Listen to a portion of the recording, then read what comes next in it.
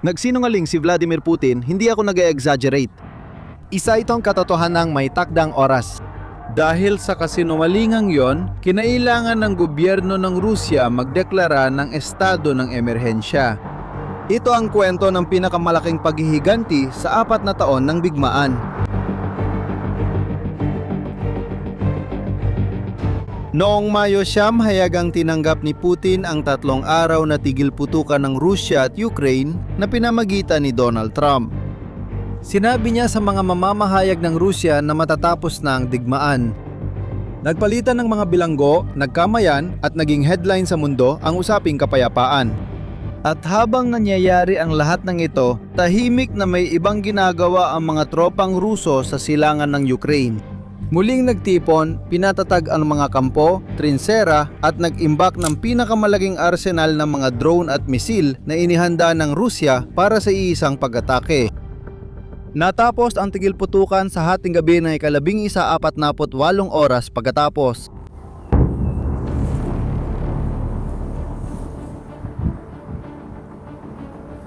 Nagliyap ang kalangitan ng Kyiv. 1,567 drone, 56 na misil. Bumuho ang 9 na palapag na gusali sa mga pamilyang natutulog. 24 na tao ang namatay. 3 sa kanila ay mga bata. Ito ang pinakamalaking airstrike sa digmaan sa 4 na taon. At doon may nagbago sa Kyiv. Nagpasya ang Ukraine na hindi ito palalampasin ng basta-basta. Ano nangyari sa loob ng susunod na 48 oras ay nagbago ng lahat. Sabay-sabay sa 6 na rehiyon ng Russia. Nakataya rito ay higit pa sa langis at mga eroplanong pambomba. Makikita mo ngayon kung ano ang ginawa ng Ukraine sa 48 oras at kung bakit napatunayan nito ang bagay na tinatago ni Putin. Para maintindihan ang paghihiganti, may dapat kang maunawaan muna. Tinanggap ni Putin ang tigil putukan pero hindi dahil naniniwala siya sa kapayapaan. Tinanggap niya kasi kailangan niya ng oras. Oras para maghanda ng mas malaking pag-atake. At hindi ito haka-haka. Ang Instituto para sa Pag-aaral ng Digmaan sa Washington ay nagtala ng bawat galaw. Hindi kapayapaan ang hinahanap ni Putin. Nakakarga siya ng baril. Pagkatapos ng tigil putukan sa hating gabi ng 11, walang nakahula sa mangyayari sa susunod na 48 oras. Noong 13, nagsimula ang pag-atake. 800 drone sa magkakasunod na bugso tumama sa mga lungsod mula Silangan hanggang Kaluran, pati mga lugar na hindi pa nabomba noon. Pero simula pa lang yon. Noong 14, inilunsad ng Rusya ang pinakamalaking airstrike ng digmaan. Sa loob ng 48 oras, 1,567 na mga drone at 56 na mga misil ang bumagsak sa Ukraine. Nagawang pabagsakin ng mga depensa ng Ukraine ang 74% ng mga drone pero 7% ng mga misil ang kanilang napabagsak. Doon sa butas, pumasok ang kamatayan. Sa Darnitsia, Kyiv, tinamaan ng ballistic missile ang isang 9 na palapag na gusali sa madaling araw. Buong mga pader ang gumuho sa mga apartment na puno ng tao. 24 ang namatay.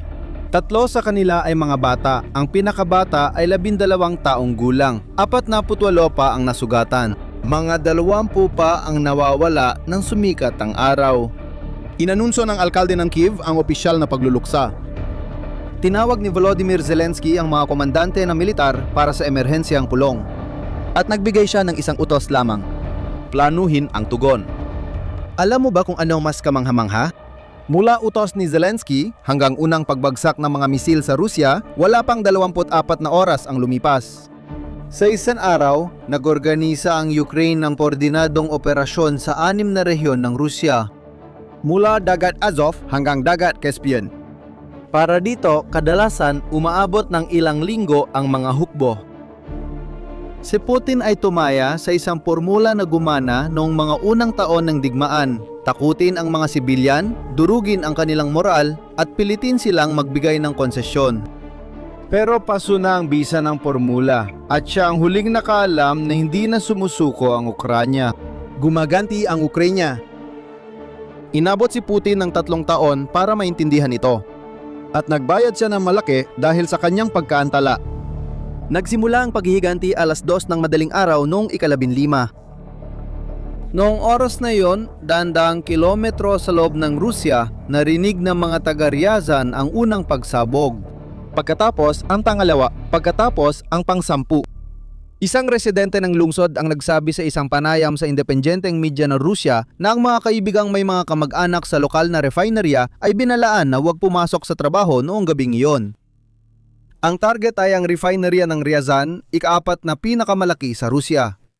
Nagpoproseso ito ng 17 milyong toneladang langis taon-taon. At may isang mahalagang detalye. 840,000 tonelada kada taon ng produksyon mula sa natatanging pasilidad na ito ay kerosene para sa eroplano, ang gasolina na ginagamit ng puwersang aerospatial ng Rusya para sa kanilang mga jet na bumubomba sa Kyiv. Sa ibang salita, inatake ng Ukraine ang tangke ng gasolina ng makinang pandigma na pumatay ng 24 na tao 2 araw bago iyon.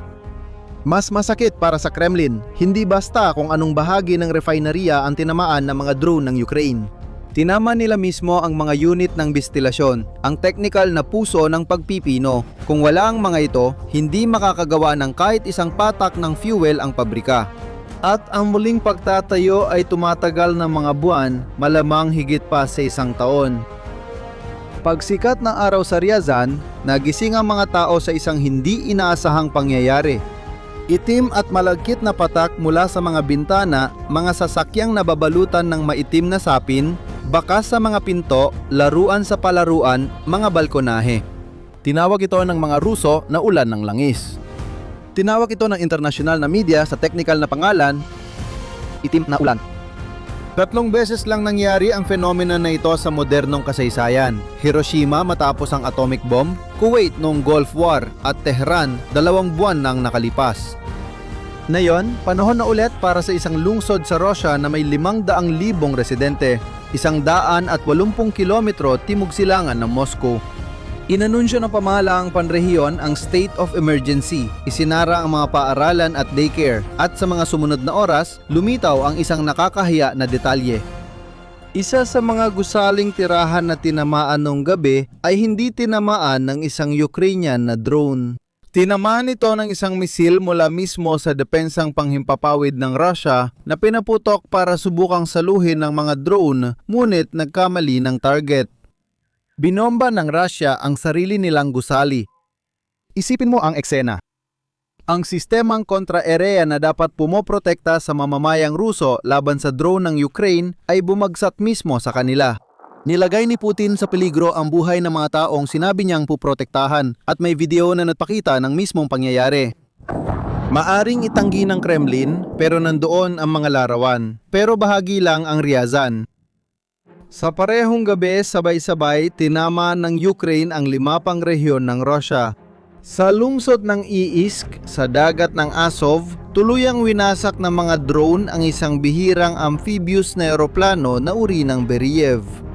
Isang unit na tinatayang nagkakahalaga ng mahigit $40 milyong na kayang lumapag sa tubig at sa lupa. Ilan lang ang meron nito ang Rusya at hindi na sila makagawa pa ng bago dahil sa mga parusang ipinataw ng kanluran. Bawat isa na nasisira ay isang pagkawala na hindi na mapapalitan. Tinamaan din nila ang isang anti-submarinong helicopter na nakabalot sa mga anti-drone na lambat. Hindi naging sapat ang mga lambat. Sa Kaspisk sa dagat Caspian, inatake ng mga Ukrainian ang base ng flota ng Russia sa dagat Caspian, tinamaan ng isang barkong may mga missile at isang minesweeper. Sa okupadong Crimea, isa na namang sistemang panlaban sa himpapawid ng Russia ang nawasak. Sa rehiyon ng Luhansk, 23 target militar pa ang tinamaan sa isang gabi lang. At sa likod ng operasyong ito, may isang pangalan, Major Robert Brovdy, na kilala ng mga Ukrainyano bilang Magyar, ang komandante ng puwersa ng mga drone ng Ukraine. Ang lalaking nagkoordina sa lahat ng 23 target na tinamaan ng gabing iyon. Hindi ito paghihiganti, ito ay mensahe.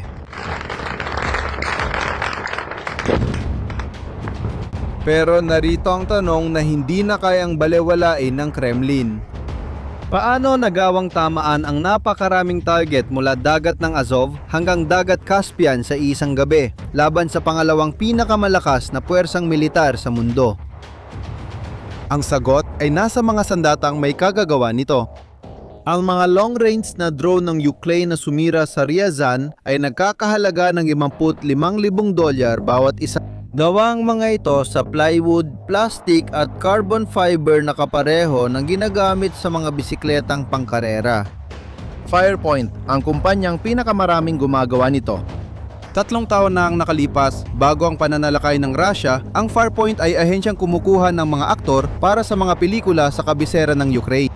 Ang kumpanya ay nagtrabaho sa isang romantic comedy noong 2016 na pinagbidahan ng dating komedyante na malamang ay narinig mo na, Volodymyr Zelensky.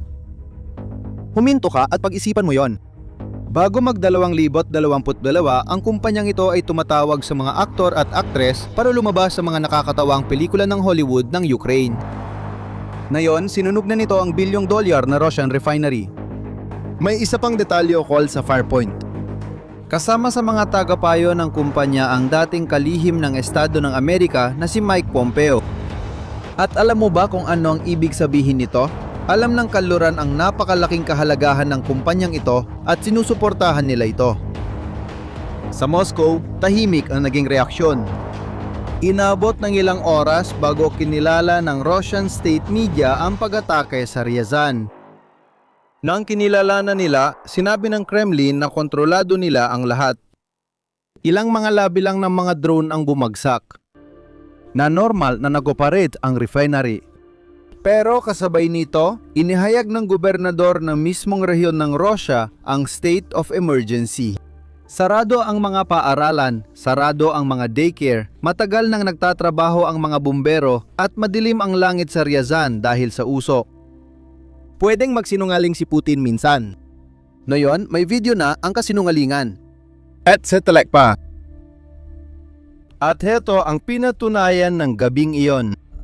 Nagawang tamaan ng Ukraine sa isang koordinadong operasyon ang mga target mula dulo hanggang dulo ng teritoryo ng Russia, mula dagat ng Azov hanggang dagat Caspian.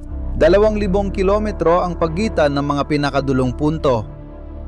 Hindi napigilan ng bilyong ginastos na depensang panghimpapawid ng Russia kahit isa sa mga target na ito. Malinaw ang mensahe kay Putin. Wala nang ligtas na lugar sa loob ng teritoryo ng Russia. Wala nang ligtas na refinery ng langis, paliparang militar, base ng hukbong dagat o maging ang kalangitan ng Moscow sa pinakamahalagang araw sa kalendaryo ng Russia. At ngayon, may 2 landas si Putin. Maaari pa siyang magpalala na may higit pang pag-atake sa mga sibilyang Ukrainian gaya ng sa Kyiv o gumanti ng mas matindi. Ibinunyag na ng intelihensya ng Ukraine na nagpaplano ang Kremlin na atakehin mismo ang opisina ni Zelensky sa mga susunod na linggo. At ang Belarus na lalong pinipilit ng Russia ay maaring pumasok ng opisyal sa digmaan anumang oras. Pero may isang problema. Sa tuwing mag-escalate si Putin, ngayon ay tutugon ng Ukraine at gagawin nila ito sa loob ng Russia mismo. Gamit ang mga armas na ang halaga ay parang presyo lang ng isang karaniwang kotse. At hindi ito mapipigilan ng Kremlin. Naalala mo ba ang unang linya ng video na ito? Nagsinungaling si Vladimir Putin ukol sa kapayapaan. Nalaman niya sa pinakamahal na linggo ng kanyang panunungkulan na tumigil na ang Ukraine sa pagpapanggap na walang nakikita. Sa isang gabi lang, sa kalahating dosenang rehiyon ng Russia, pumasok ang digmaan sa isang bagong yugto. Isang yugto kung saan hindi na kayang itago ni Putin ang nangyayari. Kahit sa sarili niya, kahit sa Rusya, kahit sa mundo. Sa palagay mo, si Putin ba ay isang estrategistang kinakalkula ang kapahamakan? O baka diktador lang siya na wala ng koneksyon sa realidad? Ilagay ang iyong sagot dito sa mga komento. Ibahagi ang video na ito sa isang taong kailangang maintindihan ang nangyayari. Mag-subscribe ka sa channel para sabay nating masundan ang kwentong ito. Hanggang sa susunod.